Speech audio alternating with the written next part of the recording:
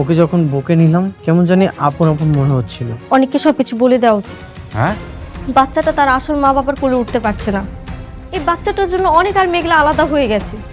মনে করো তোমার আর মেঘলার যে সন্তান মারা গেছে, সে যদি সত্যি সত্যি মারা না যায়, যদি ভুলেও কখনো জানতে পারে ওর সন্তান আপনার কাছে, তাহলে ও কাউকে ছাড়বে না। তোরা তো ভিক্ষা করতে আসছিস, টাকা না দিলে এখান থেকে যাবি। কোনো কথা নেই, বের হন। আমরা বাটপার না, তুমি মাইয়াটা ভালো না। সেই কখন থেকে আমাদের লোকে খারাপ ব্যবহার করতেছো। কি বললি? আমার সাথে বেয়াদবি করলি? বের হ এখান থেকে, বের হ। আম্মা, আম্মা তুমি ঠিক আছো? আম্মা, ও মা তুই আইসোস?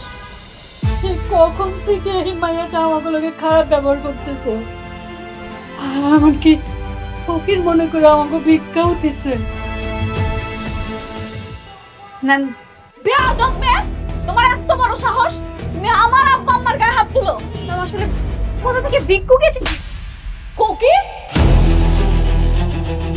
তোর বাবা মা সমতুল্য, কিভাবে তুই হাত তুলস গায়ে? বাপ মা শিক্ষা দেয় না কিছু তোরে? সরি ম্যাডাম, ওদেরকে দেখে তো মনে হচ্ছে যেন কেমন লাগছিল, সেজন্যই আমি আসলে ম্যাম এমনটা করেছি। তোর আর চাকরি করতে হবে না, বেরো যা আমার অফিস থেকে, তুই বেরিয়ে যা। Ma'am ma'am ma'am sorry sorry ma'am, আমাকে চাকরি থেকে বের করবেন না, এইবারের মতো আমাকে মাফ করে দেন প্লিজ ম্যাম। আমার অফিসের রুলস হলো চাকরি করার জন্য ভালো ব্যবহার দরকার। আগে ভালো ব্যবহার শিখবি, তারপর চাকরি করতে আসবি। যা। সিকিউরিটি, সিকিউরিটি, ওনারা বাইর করে দেন। Ma'am ma'am ma'am ma'am last time এমন আর কখনোই হবে না প্লিজ ম্যাম। ম্যাম আমার কথাটা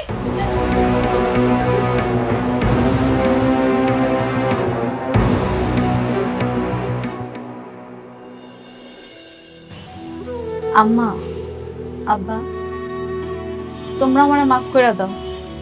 আমি না সত্যি বুঝতে পারি নাই আমার অফিসে আসার পরে এরকম একটা অবস্থা তোমার দেখা লাগবে।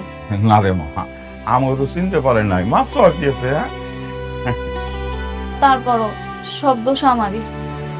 আচ্ছা ঠিক আছে, চলো আমরা কিছু ভাবুনি, আসো।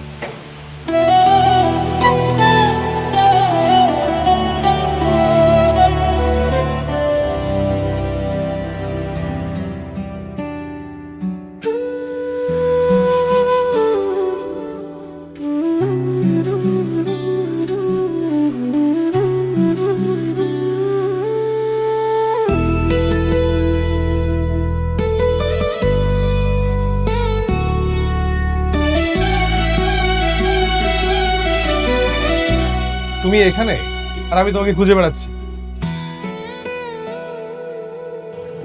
তুমি এখানে কেন? তার আগে বলো তোমার ফোনে কি হয়েছে? তোমাকে কলে পাচ্ছি না, কালকে একটু কথা হলো তাও তুমি ঠিকভাবে কিছুই বলোনি। কি হয়েছে তোমার? কিছুই হয়নি। অনেকের জন্য খারাপ লাগছে। মেঘলা ওকে ক্ষমা করছে না দেখে সবকিছু ছেড়ে ও বস্তিতে পড়ে আছে। আবার দেখো আমার কাছেও ফিরে আসছে না। তো এটা নিয়ে রাগ করার কি আছে? তো কান্না করার কি আছে? হ্যাঁ, তুমি তো জেনে শুনে আগুনে ঝাঁপ দিয়েছিলে, তাই না? ও সরি, আমরা তো কেউ আগে থেকে জানতাম না যে অনেক আগে একটা বিয়ে করেছে। আমি এখন কি করব? আমি কিচ্ছু বুঝতে পারছি না।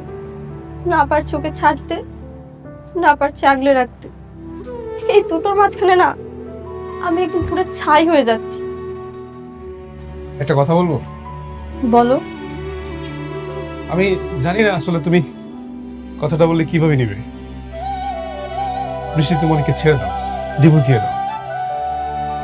এভাবে বাঁচা যায় না। এই বাস্তবতা অনেক কঠিন, তুমি বুঝতেছো না। এই অনিক, তোমার কি মনে হয় অনেক তোমাকে ভালোবাসে? না, অনেক তোমাকে ইউজ করছে। আর যে মানুষটা তোমাকে ভালোই বাসে না, তার দুয়ারে ভালোবাসার ভিখারি না হয়ে বরং যে তোমাকে ভালোবাসে তার হাতটা ধরে কাছে টেনে নাও। অনেক ভালো থাকবে, অনেক সুখে থাকবে। আমি জানি সাব্বির তুমি কি বলতে চাও। তুমি যে আমাকে মন থেকে পাগলের মতো ভালোবাসো এটা আমি জানি। কিন্তু সাব্বির, আমি যদি তোমাকে ভালোই বাসতে পারতাম তাহলে অনেক আগেই তোমাকে বিয়ে করতাম। আমি শুধুমাত্র অনেককে ভালোবাসি, আর আমার মৃত্যুর আগ পর্যন্ত আমি শুধুমাত্র ওকেই ভালোবেসে যাব। ঠিক আছে, আমি না হয় তোমার জীবনের ওই রেল লাইনের দুটি সমান্তরাল রেখার মতো হয়ে থাকি, যারা এই শহর থেকে চলে যায় কিন্তু কখনো এক হতে পারে না, কখনো কেউ কাউকে স্পর্শ করতে পারে না। তোমার কথা আমার সবসময় মনে থাকবে। এটাই আমার বরং পাওয়া। আচ্ছা, আমি গেলাম, আবার যেতে হবে, এখন না গেলে সমস্যা হবে। শোনো, অনেকের সঙ্গে যদি তোমার দেখা হয় আমার কথা বলো। ঠিক আছে।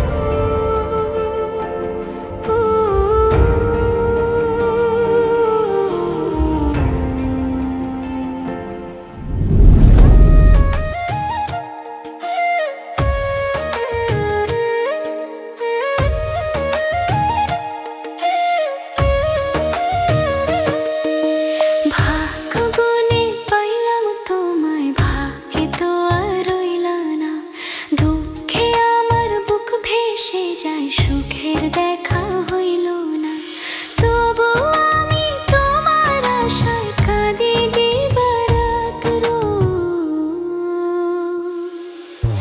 সুখে থেকো, ভালো থেকো গরি ঘরের রাজপুত্রে। সুখে থেকো, ভালো থেকো গরি ঘরের রাজপুত্রে।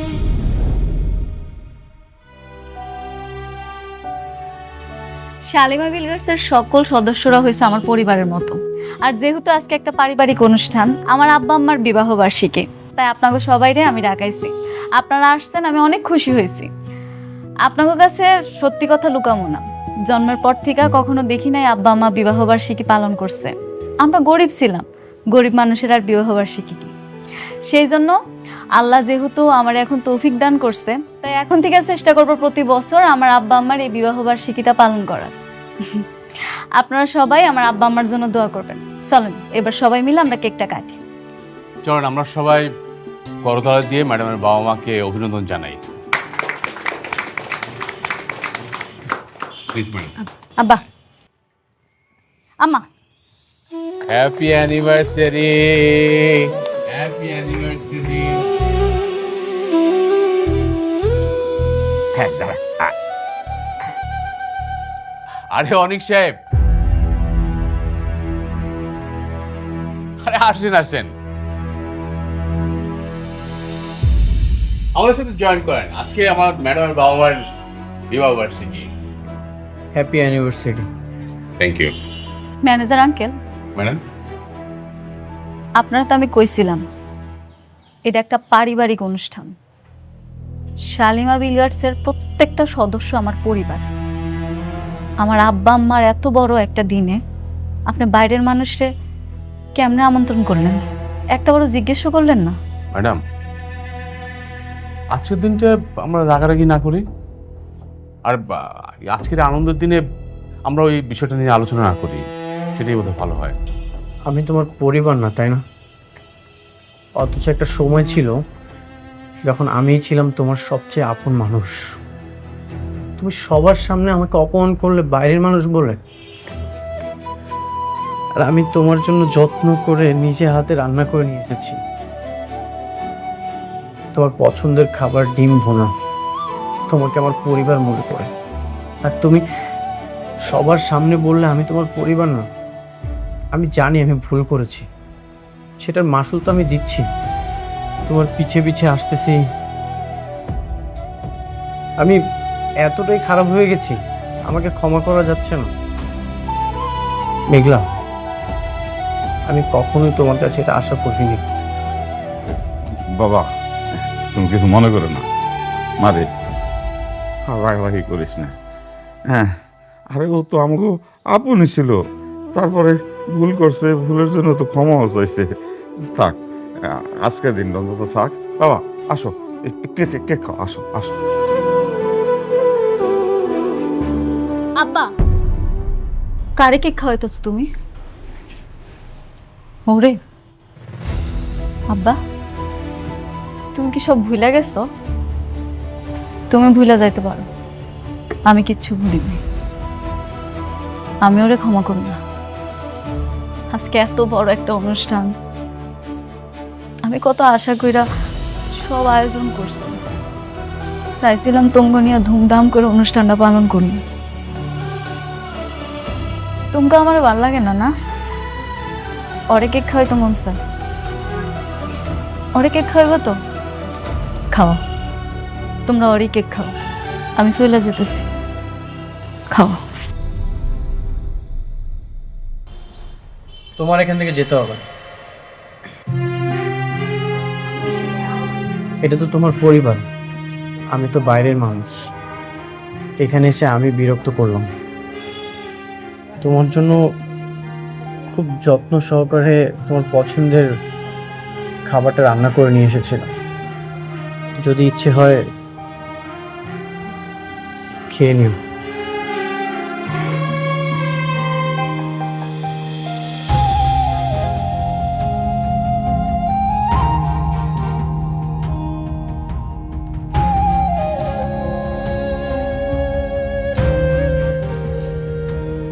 নীলা, আমাদের তো বিয়ের দিন একদম সামনে চলে আসছে, কিন্তু আমরা তো এখনো বিয়ের কোনো প্ল্যানিংই করলাম না। তুমি ঠিক বলছো। আমার বিয়েতে ভেবেছিলাম একটু ধুমধাম করে আয়োজন করব, মনটাই টানছে না। আচ্ছা তুমি কোনো টেনশন করো না, আমি আছি না, বিয়ের সব অ্যারেঞ্জমেন্ট আমি করবো। সব অ্যারেঞ্জমেন্ট আপনি করবেন মানে? সব অ্যারেঞ্জমেন্ট করবেন? যখন দুঃখে পড়ছিলা তখন আমার মেয়ের হাত ধরে তো নদী পার হয়েছিল, মনে আছে? যখন বিপদ পার হয়ে গেছে মাঝিকার শালা হয়েছে, তাই? আপনারা কারা? এসব কথা কাকে বলছে? তোমার পাশে যে দাঁড়ায় আছে এই টাউটারে বলতেছি, এই রাতুলে বলতেছি। এই রাতুলের কথা ছিল আমার মেয়ের এসে বিয়ে করবে, সেটা সে না করে আমাদেরকে এই বাড়ি থেকে বের করে দিয়েছে। এই আপনি চিল্লাচ্ছেন কেন? আপনাদেরকে না আমি বলছি যে আপনারা আবার কখনো আর চোখের সামনে আসবেন না। কেন আসবো না? তুমি আমাকে লগে এত বড় একটা বেইমানি করতে পারলা? আর তোমার কথা মতো আমাকে আত্মীয় অনেক অনেকের সাথে বেইমানি করছি, আর সেই তুমি আমাকে রাস্তা ছিঁড়ে মারলা। শুনেন, আপনাদের কপাল ভালো যে আমি আপনাদেরকে পুলিশে দেয় নাই। যারা নিজের আত্মীয়র সাথে বেইমানি করতে পারে তারা আমার সাথে বেইমানি করবে না, তার কোনো গ্যারান্টি আছে? রাতুল, তুমি নাকি এই মেয়েকে বিয়ে করতে যাচ্ছ? হ্যাঁ। তাহলে সেদিন যে আমাকে নিয়ে বস্তিতে গিয়েছিলে, আমাকে কথা দিয়েছিলে অনেকের নামে মিথ্যা অপবাদ ছড়ালেন তুমি আমাকে বিয়ে করবে, তাহলে এখন এই মেয়ে? রাতুল, তুমি এই মেয়েকে নিয়ে সেদিন বস্তিতে গিয়েছিলে? কি বলে এসব? আরে বুঝো না, আমি তো অনেককে ফাঁসানোর জন্য ওকে ব্যবহার করেছিলাম, ও তো একটা নষ্ট মেয়ে। এই আপনারা তো আচ্ছা নিমো খারাম। অনেক যখন আপনাদেরকে বাসার থেকে বের করে দিয়েছিল তখন আমি রাতুল রাজ আপনাদেরকে আশ্রয় দিয়েছিলাম, ভুলে গেছেন? আমি অত কথা জানি না, তুমি আমার মেয়েকে বিয়ে করবে কিনা সেটা বলো। প্রশ্নই আসে না। দেখো রাতুল, আমার কথাটা শোনো।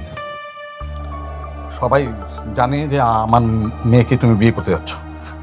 এখন যদি তুমি আমার মেয়েকে বিয়ে না করে অন্য আরেকটা মেয়েকে বিয়ে করো, সমাজে আমি মুখ কি করে দেখাবো? তুমি আমার মেয়েটার জীবন এইভাবে নষ্ট করে দিতে পারো না। আমার মেয়েটার জীবন নষ্ট তো করছোই, কদিন পর তো এই মেয়েটার জীবনও তুমি নষ্ট করবা। আমাকে নিয়ে আপনাদের ভাবতে হবে না, আপনারা এক্ষুনি আমার বাসা থেকে বের হয়ে যাবেন, না হলে ঘাট ধাক্কা দিয়ে বের করে দেবো। না, যাবো না। আমার মেয়ের সাথে তোমার বিয়ে হইব, তারপর আমরা এখান থেকে যাবো। তুমি আমাকে ঘাট ধাক্কা দিয়ে বাড়ি থেকে বের করে দেবে? হ্যাঁ, আমি বুঝতে পারছি আপনারা আসলে ভালো কথার মানুষ না, আপনাদেরকে কাজের প্রমাণ দিতে হবে।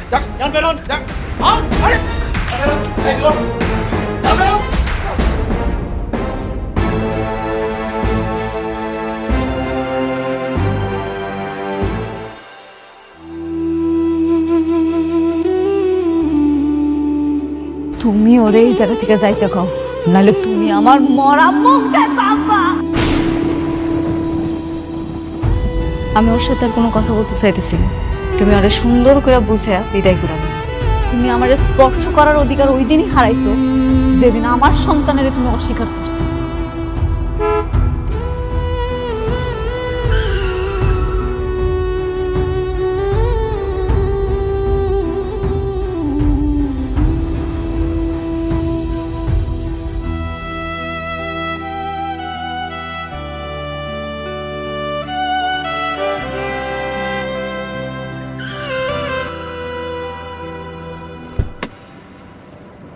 অনেক কি হয়েছে তোমার? তুমি এরকম পাগল মতো হাঁটছো কেন? আর একটু হলে তো গায়ে নিচে পড়তে তুমি। আমার না আসলে মারা যাওয়া উচিত। জীবনটা কেমন জানি, জীবন তো লাশ হয়ে গেছে।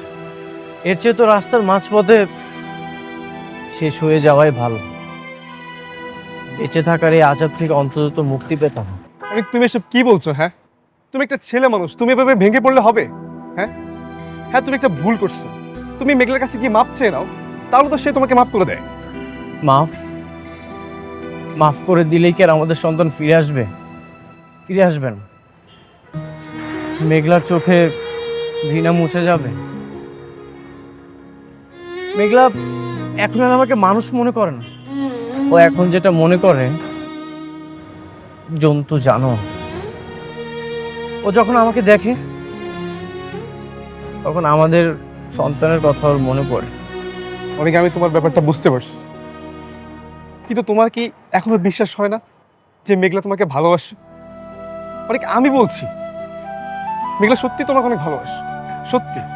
ভালোবাসা কি আর আছে? এখন যেটা আছে সেটা অভিমান আর অভিযোগ।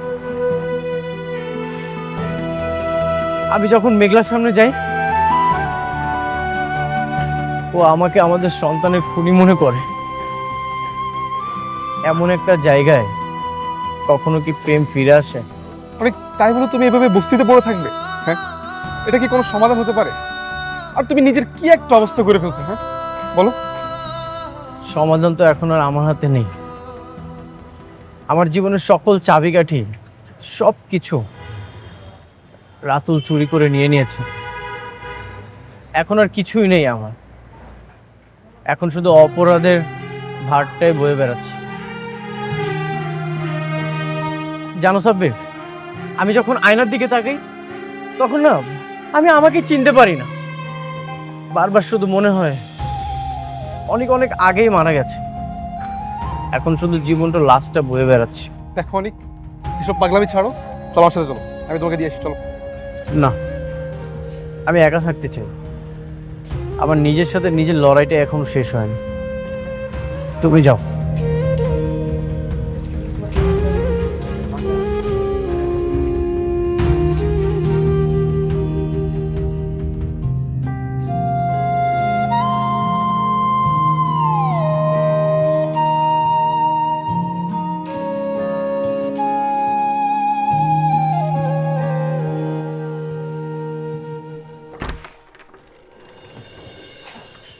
ম্যাডাম, উনি আসছেন।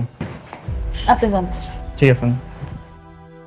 সাব্বির দেখি, তা কি মতলবে আমার এখানে? কেমনে সাহায্য করতে পারি শুনি? আমি এখানে কোনো সাহায্য নিতে আসিনি, আমি অনেকের বিষয়ে কিছু কথা বলতে আসছি। আমি তোমার আগেই বলছি, আমি অনেকের ব্যাপারে কোনো কথা শুনতে চাই না। কেন শুনতে চান না? আপনার শুনতে হবে। সাব্বির, তুমি মনে হয় জানো না কিছু, নাকি নতুন করে আবার সবকিছু শুনতে চাও? তোমার সামনেই সব ঘটনা ঘটছে। তুমি কি জানো না, দিনের পর দিন অনেক আমার অপমান করছে, আমার সন্তানটারে স্বীকৃতি দেয় নাই। আমার সন্তানটা মৃত্যুর পিছনে শুধুমাত্র ওই দেয়, আমার জীবনটা ছারখার করে ফেলাইছে। তারপর আবার জিজ্ঞেস করতেছো কেন ওর কথা শুনতে চাই না আমি? হ্যাঁ আমি জানি, আমি সব কিছুই জানি, কিন্তু আপনি একটা বার চিন্তা করেন তো, একটু অনেকের জায়গায় এসে চিন্তা করেন না। একটা ছেলে যখন ডাক্তারের কাছে গিয়ে ডিএনএ টেস্ট করে দেখবে তার স্ত্রীর যে সন্তান সেটা তার না, তখন তার মানসিক অবস্থাটা কেমন হতে পারে একটু চিন্তা করে দেখেন না। পৃথিবীর কোন ছেলেটা তার ওয়াইফকে অস্বীকার করবে না? এই যে আমি হলে কি করতাম? আমি অস্বীকার করতাম না? না, অস্বীকার করতাম না। কেন করতাম না জানো? কারণ তুমি বিশ্বাস করতা। অনেকের বিশ্বাস করানোর দরকার আছিল যে আমি অনেকের পাগলের মতো ভালোবাসি। আমি এত খারাপ মাইয়া না যে অনেকের ছাড়া অন্য কোথাও যাবো। অবিশ্বাস। আর অনেকে আপনাকে অনেক বিশ্বাস করত, কিন্তু ঝামেলাটা তো করছে ওই রাতুল। রাতুল যদি টাকা দিয়ে রিপোর্ট চেঞ্জ না করতো তাহলে আপনাদের দুজনের এই পরিণতি হতো না।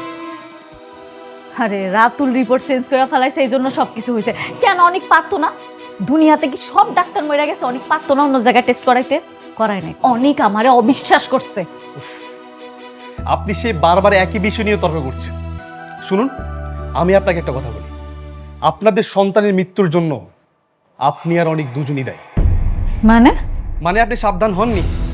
আপনার গর্ভের সন্তান ছিল, আপনার উচিত ছিল তখন আপনার এই বাড়িতে চলে আসা, কিন্তু আপনি আসেননি। আপনি অবহেলা করছেন। আপনার এই অবহেলার কারণে আপনার সন্তান রাস্তায় অ্যাম্বুলেন্স হয়ে মারা গেছে। আসলে অনেক আপনাকে অনেক ভালোবাসে বলে সেই বস্তিতে গিয়ে পড়ে আছে। আরে বৃষ্টি তাকে বারবার নেওয়ার জন্য চেষ্টা করছে, কিন্তু সে যাচ্ছে না। কেন যাচ্ছে না? আপনার জন্য। আর সেই আপনি তাকে বারবার দূরে ঠেলে দিচ্ছেন। কেন? আমি কি নিষেধ করছি? না, আমি এখন পথের কাটা হইয়া দাঁড়াইছি। অনেক কেন জানা বৃষ্টির কাছে যা, আমি তো বাধা দিতেছি না। আর অনেক যদি যেত তাহলে সে অনেক আগে চলে যেত, কারণ সে আপনাকে ভালোবাসে। ও, আপনাকে তো বলা হয়নি, আজকে আমি অনেকে যে অবস্থা দেখছি, আমার মনে হয় না বেচারা আর বেশি দিন বাঁচবে। কি? কেন? অনেকের আবার কি হয়েছে? অনেক রাস্তায় পাগলের মতো হাঁটছে, তার চোখ দিয়ে পানি পড়ছে। আমার এত যে মায়া লাগলো, আমার তো বন্ধু, তাই না? বেচারা আপনার জন্য তার নিজের জীবনটাই হারাতে বসছে। মারে, অনেকটা তুই মাফ করে দে। মারে, একটু চিন্তা করে দেখ। জানি অনেক ভুল করছে, কিন্তু আমরাও তো ভুল করছি, তাই না? আমার মনে হলো আপনাকে কথাগুলো বলা দরকার, তাই আমি বলতে আসছি। দেখুন, এখন চুপ করে বসে থাকার সময় না। এসব রাগ অভিমান সবকিছু ভুলে কাছে যাওয়ার সময়। দেখুন, বাকিটা আপনার ইচ্ছে।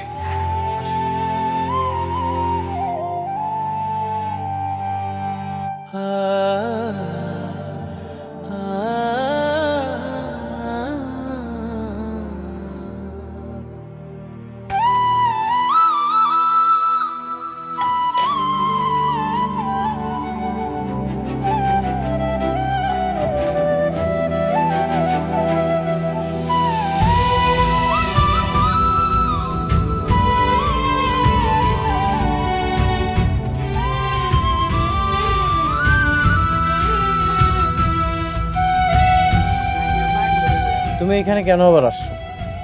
তোমাকে কেন বলছি এই বস্তিতে আর কখনো আসবে না? কেন আসবো না? তুমি আমার হাজবেন্ড, তোমার উপর আমার অধিকার আছে। আমি এখানে বারবার আসবো। কেন বুঝতে পারছো না? আমার এই জীবনটা এখন অন্যরকম হয়ে গেছে। এই জীবনে আমি কোনোভাবেই তোমাকে জড়াতে চাই না। চাও না মানে? আমি কই যাব? আমি তোমাকে ছাড়া কোথাও যাব না। একটা কথা বলবো? বলো। তুমি আমাকে ডিভোর্স দিয়ে দাও।